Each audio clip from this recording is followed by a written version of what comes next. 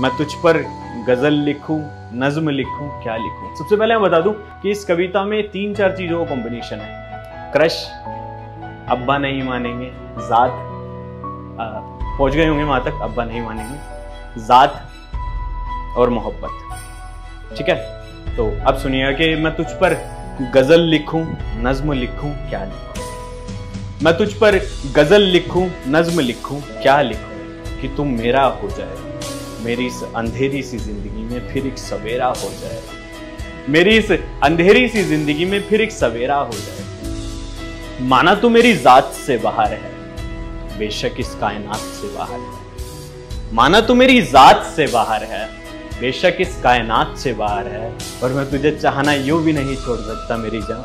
मेरे दोस्त कहते हैं भाई ये औकात से बाहर है। बहुत शुक्रिया।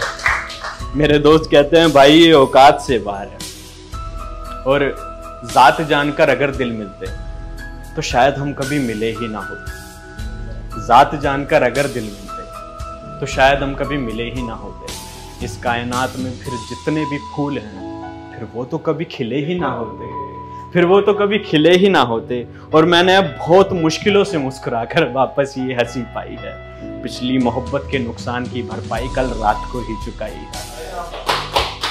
पिछली मोहब्बत के नुकसान की भरपाई कल रात को ही चुकाई है। और यहाँ पर आते हैं खुदारी पर कि झुकाना अगर तुम्हें होता तो जो अब है वो कभी गुरूर ना होता।